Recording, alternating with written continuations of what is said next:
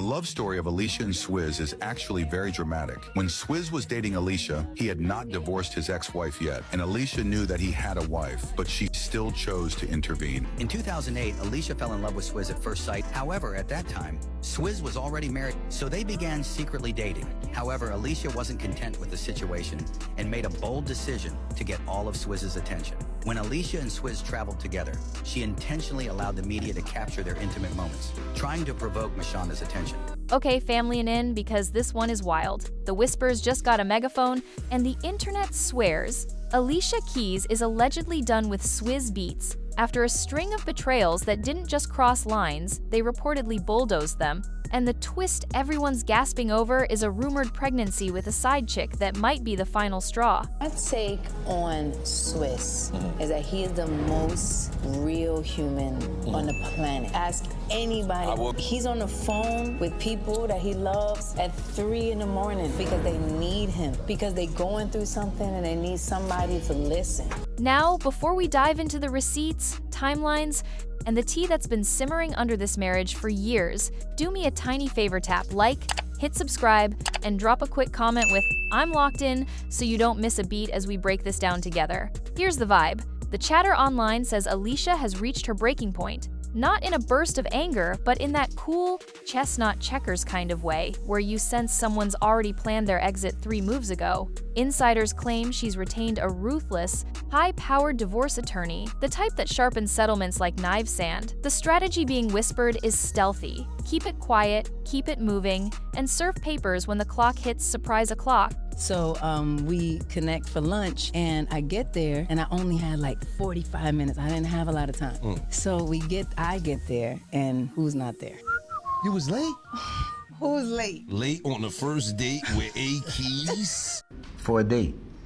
I was mad. Okay, so I brought her some glasses. And this isn't framed like a one-off slip either. It's alleged to be a pattern finally culminating in that rumored pregnancy that flips every maybe into a headline, because you can spin gossip, but you can't spin a due date. And that's why fans are going from side-eye to squinting hard at every photo, every ringless hand, every look that says, "I'm done pretending this is fine," because if there's anything Alicia's taught in her music, it's that a voice can be velvet and a boundary can be steel. And right now, the story says the velvet is off and the steel is showing. What makes this hit harder than the usual celebrity rumors is the timeline people are stitching together like internet detectives with caffeine and a mission. The Whispers describe a woman who wasn't just a fling in a dark corner, but someone reportedly connected to Swizz for a while. A presence that didn't arrive with a bang, but with a breadcrumb trail studio nights, blurred captions, mutual follows, little things that look like nothing alone and everything together, and fans are pointing to that one set of photos where Alicia seems to be hiding her face, moving fast, ducking the lens, which the rumor mill ties to a visit to a divorce lawyer's office, turning an ordinary errand into a plot twist shot in broad daylight. If you've ever felt the air shift before a storm, you know the vibe. Silence, then thunder, then damage control. And in this narrative, the silence has cracked. It's no longer about whether the rumors exist, but whether the pattern they outline is finally undeniable. With the alleged pregnancy acting as a spotlight no PR can dim. Now, the emotional center of this story and why the internet is split between sympathy and side-eye lands on the history lesson people won't let go of.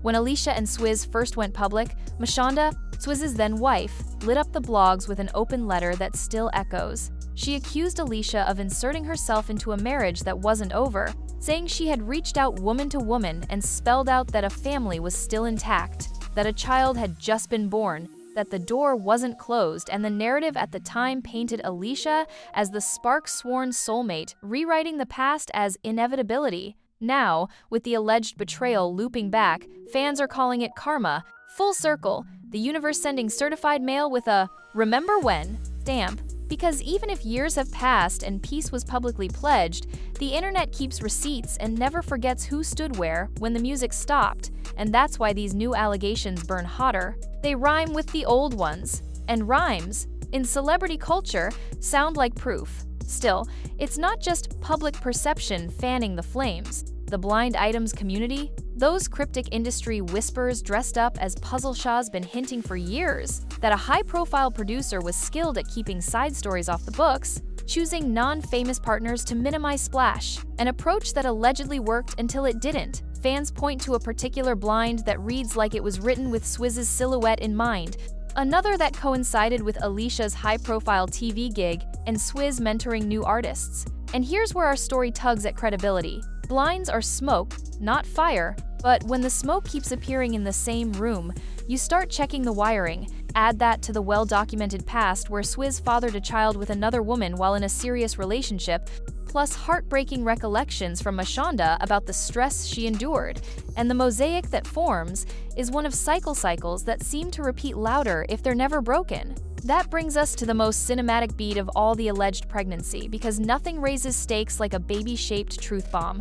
From the perspective of a spouse who's played peacemaker, endured rumors, and soldiered through headlines, a pregnancy shifts the moral math, changing maybe into must respond. And the narrative says Alicia isn't here to rehearse old roles. She's not stepping into a cool stepmom storyline to a situation born of betrayal, not when that exact setup is what detonated Mashonda's life back then. And the irony isn't subtle, it's almost theatrical, like a story that waited a decade to boomerang. If this is true, we're watching a woman reclaim the narrative before the narrative swallows her, trading silence for strategy, rings for receipts, fairy tale branding for the kind of adult boundary that says, I can love the version of us we promised and still walk away from the version you chose. It's the difference between romance and reality, as we know, doesn't auto-tune, but context is everything, right? Because even though the public truce between Alicia, Swizz, and Mashonda got a glossy reboot over the years with co-parenting sit-downs,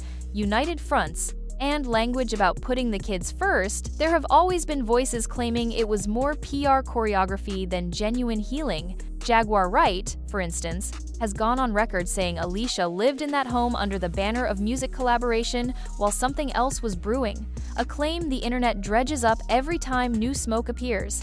Even if you set accusations aside, the pattern fans clock mentorship, blending with intimacy, workspaces, morphing into gray areas has become a character in this saga, a recurring motif playing under the dialogue. And while we must point out that allegations are not verdicts, public trust runs on vibes, and the vibe is that this was never a calm lake hate, was a river with a current, and plenty of people warned about the bend. That's why, from a storytelling perspective, Alicia's alleged move to lawyer up in silence reads like the most Alicia Keys thing ever. Poised, deliberate, lyrical in its restraint. Think about how she's always balanced warmth with control. In interviews, kind eyes, firm boundary sand. Imagine that energy directed into a legal strategy aimed at minimizing chaos while maximizing clarity. Fans are whispering about prenups, postnups, assets, and the classic Hollywood math of protecting the catalog, the touring rights, the brand partnerships, the real estate, because when a story stops being just about hearts and starts being about holdings, you bring in a different choir. Divorces at this level aren't just endings, they're negotiations, and Alicia's best play, if the rumors are true, is to move like a general. Document, file, serve, seal, and speak only when it's time to make the statement that shuts the door without slamming it.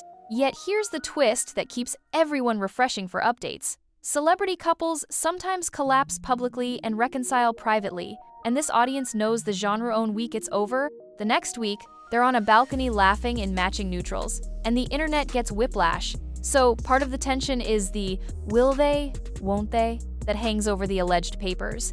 Because love stories written in public are never only about the people in them, they're about brand equity, fan loyalty, kids who didn't ask for cameras, and the delicate calculus of what you tell a world that wants a plot and a moral. If Swizz leans into denial or doubles down with a grand gesture, the narrative could pivot overnight, but if the baby rumor crystallizes into fact, the pivot weakens, and the math changes. Apologies might touch hearts, but they won't rewrite paternity. The culture conversation around this gets extra spicy because it's also a cautionary tale about origin stories. The line, "you lose them how you get them," isn't just a comment section slogan. It's a thesis statement viewers bring to every celeb pairing that starts in the gray, and Alicia's arc is textured by that lens-prodigious talent, undeniable artistry, and a personal life the public has always handled with a side of skepticism.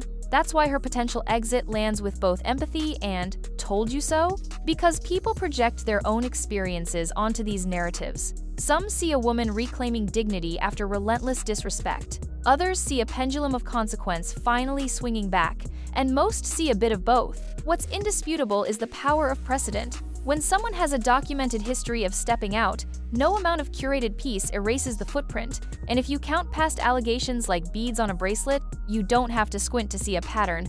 Whether that pattern continues or breaks, now is the cliffhanger keeping this story alive. Now, imagine the soundtrack a piano note held, then released as we consider what moving on would actually look like for Alicia. She's not just an artist, she's a brand, a mother, a mogul with a wellness aura, and a legacy built on soulfulness that feels adult, not adolescent. A public split would invite every kind of scrutiny: tour numbers, album therapy arcs, interview landmine sand. The smartest path, if this is happening, is the one she's reportedly already chosen: discretion. That means fewer cryptic posts, more paperwork, fewer explanations, more boundaries. It means stepping into a narrative where the music talks, the lawyers handle the echoes, and the kids stay insulated from the fallout. In other words, it means controlling the tempo when everyone else is trying to speed the beat up.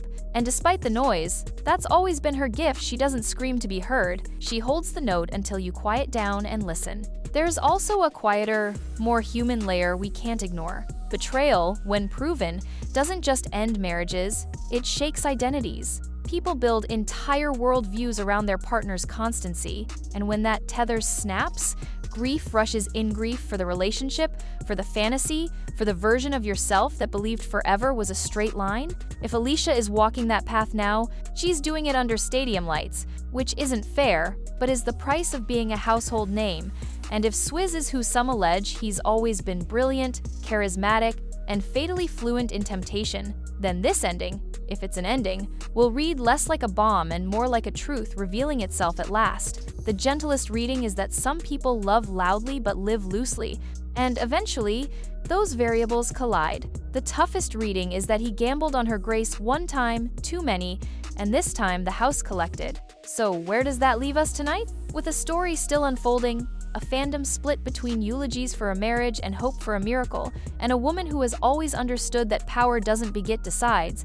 If the alleged side chick pregnancy is real, we may be counting down to statements, filings, and the moment the ring hand tells the truth. If it's not, we'll likely witness a PR counteroffensive strong enough to bend the trend cycle. But either way, the lesson is stubborn. History doesn't repeat, it rhymes sand. We've heard this rhyme before. For now, all eyes are on two artists who've made a life out of making our heads nod, and who now have to make the hardest decision of all: do they remix the past or let the track run out? Keep it locked here, because the minute this story moves from rumor to record, we'll spool the timeline, lay out the receipts, and separate the heat from the smoke with the only thing that matters in the end: the notes that don't lie.